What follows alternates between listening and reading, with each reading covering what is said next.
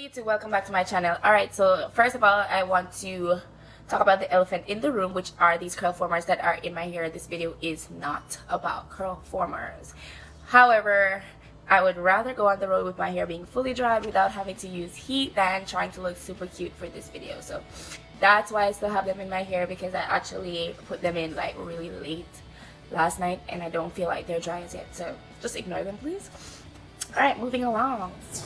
So in today's video, I'm going to share 10 tips, personal tips of mine that I feel like everyone on a hair journey, whether it be a healthy hair journey, transitioning, a relaxed hair journey, natural hair journey, I feel like these 10 tips are useful to anyone who is on a hair journey.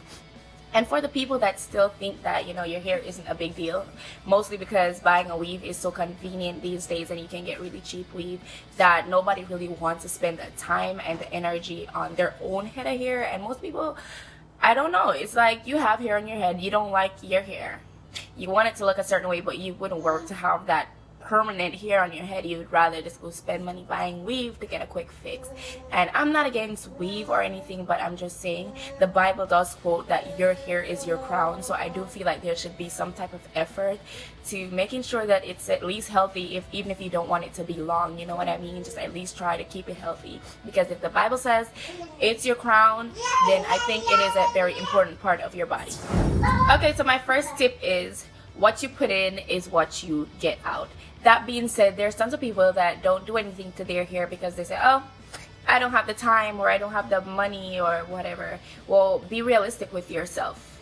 If you don't put any time and energy, effort into your hair, don't expect your hair to be thriving. You know what I mean? If you really do love your hair and care about your hair, then you're going to invest that time and money. And being on a hair journey can be expensive, but you don't have to get up today and buy a bunch of products. All the products that I have, I did not get them overnight. What you can do is, if you see a new product line that you're interested in trying out, start off by, you can buy 1 or 2 things at a time out of the line. You can buy maybe the conditioner, and then the next week you buy the shampoo, and then you buy a styling product or a leave-in. You know what I mean? You don't have to really spend a whole chunk of money all at once. Likewise, you don't have to dive into a hair care journey all at once, you know, moisturizing, sealing, doing this, doing that, because that can be overwhelming sometimes, and then it just throws you off, and then you just cancel your hair journey. You don't want to bother with it. So just to avoid overwhelming yourself, just take it in steps, you know, work with how you feel comfortable.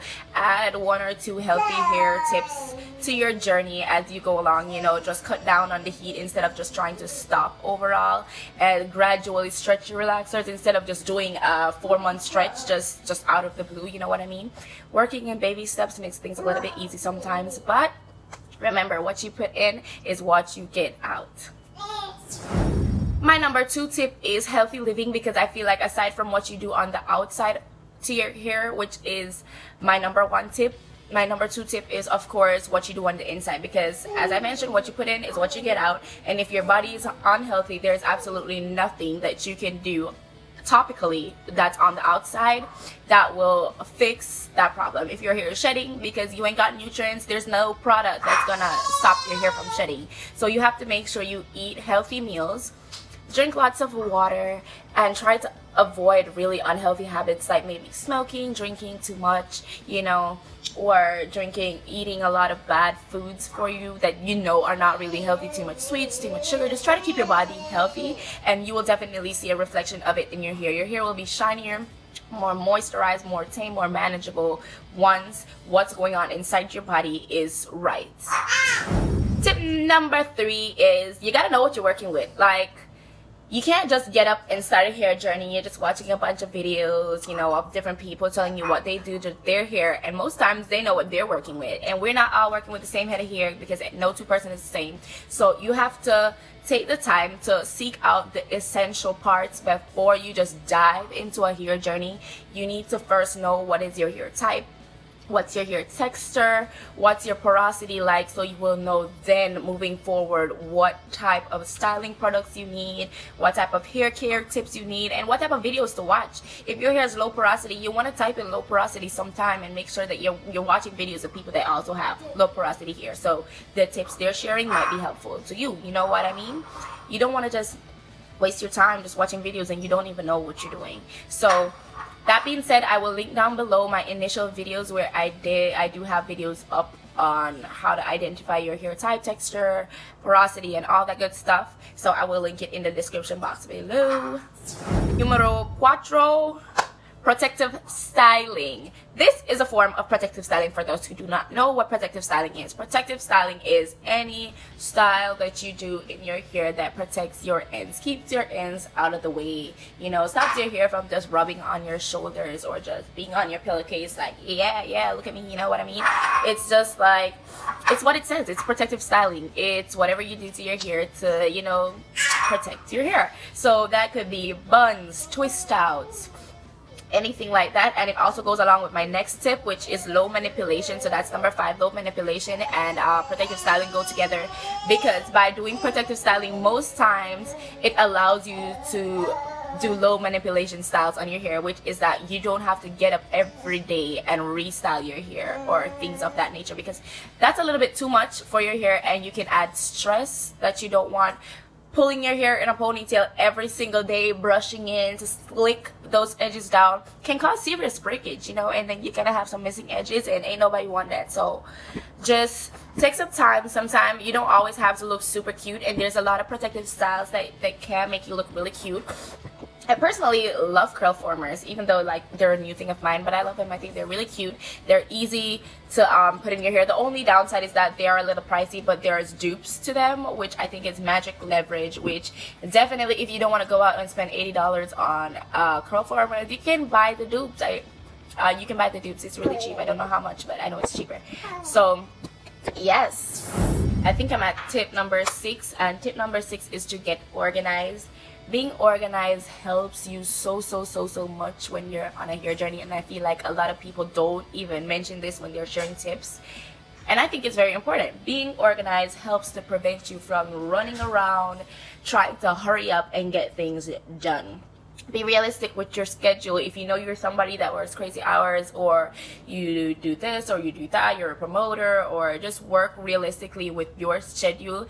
If you're not the type of person that has an entire day to do your hair, don't set aside an entire day to do your hair, because then what's gonna happen? Or don't try to do a style that you know takes hours to set. Like for example, curl formers, it's gonna take a while to dry. It's like washing your hair and setting it in rollers, and then you know you have to give it time to dry, and then you're hurrying to get out of the house. You don't want to wear rollers or curl formers in your hair. So what are you going to do? You're going to blow dry your hair, and that's heat, and you don't want to have too much heat on your hair. So if you can avoid it, you know what I mean, just avoid it.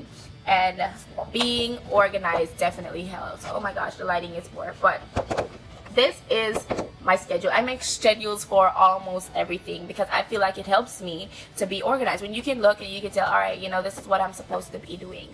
Yeah, this is what I'm supposed to be doing. And when you set that time apart in the day, you don't end up spending too much time doing something, and then in the night you're super tired, you don't have the time to do your hair, and you're like trying to hurry up to get your hair done. You don't want to take the time to detangle your hair, so you're just raking through it and just causing all this breakage and pulling all this hair out of your head because you're trying to hurry up, when all you had to do was really just be realistic and get a schedule going, so that you know, all right, this is when I'm gonna set aside time to do my hair, and you don't have to do it all at once either.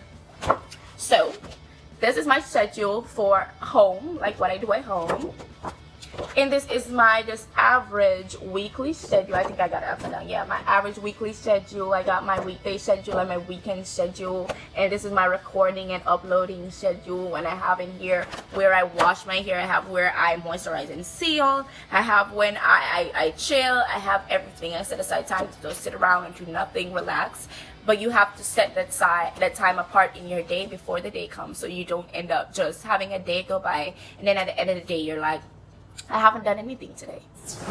Tip number 7 is to divide and conquer. That's a very cool tip because it makes things a lot easier for those people who have like a big head of hair working with. Working in smaller sections makes things a lot easier, so when you're going to wash, detangle or whatever, just section your hair off. It'll go a lot smoother and you'll lose less hairs and things will seem less difficult and less intimidating. Tip number 8, protect those ends. Yes, like your ends is what gives you the length, because regardless of what you're doing to your hair is growing. And if your hair didn't grow, there's no way you have things like new growth and stuff like that. So your hair does grow. The only reason we don't see length is because our ends break off probably at the same rate that our hair grows. So even though it's growing, it's breaking off, so it's like staying constantly maybe at shoulder length or something. So in order to see length, if that is your goal, you need to protect your ends to keep them around. So you need to moisturize and seal your hair, maybe not every night but as needed. So if that is for your hair like every other night or something like that, a couple times a week, just make sure that when you touch on your ends, they don't ever feel dry, because that is the setup for them to just snap off. Make sure you trim your ends as needed and tie your hair up at night. Tip number 9 is avoid heat. Avoid heat. Heat is not your friend. Remember, heat makes your hair look nice, but it's not your friend. It's like that hypocritical friend that tells you something that you want to hear, but it's not really good for you. Yeah, that's what heat is. You need to step away from that friend. Step away from heat. Heat is just, it's a trick, it's a disguise, and I was one of those people that was blinded by heat, because when I was a teenager in high school, first of all, I used to get relaxers every single month, and I used to flat iron my hair at least twice, 2 to 3 times a week, because I always liked that bone straight look, and heat's just the way to go, you know. I always blow dry my hair, flat iron my hair and all that stuff, and it's so unhealthy for your hair. It's unbelievable. And the moment I started like stepping away from heat, I've noticed differences with my hair. So if you haven't tried to cut down on your heat usage yet, you should really do that now. And my last and final tip is to be patient.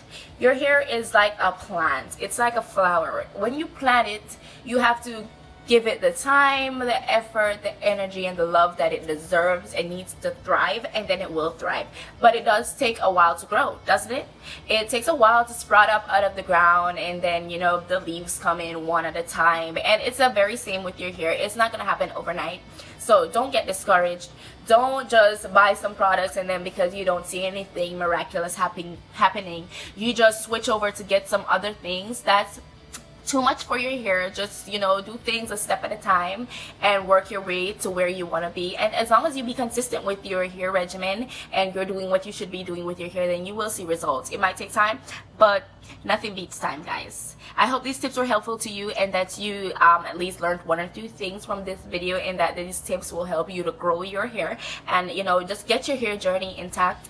And yeah, I love you guys. Thank you guys so much for all the support that I've been getting so far. I'm now at 80 subscribers, which I'm really excited about because it's almost 100, and when I started out, I never imagined that people would actually be watching my videos. So to know that 80 people took the time out to subscribe to my channel because they want to see more of my videos, it really does make me feel very special, and thank you guys so much. If you haven't subscribed yet, then please do hit that red button, like and subscribe, share this video with a friend. Bye guys. Mwah.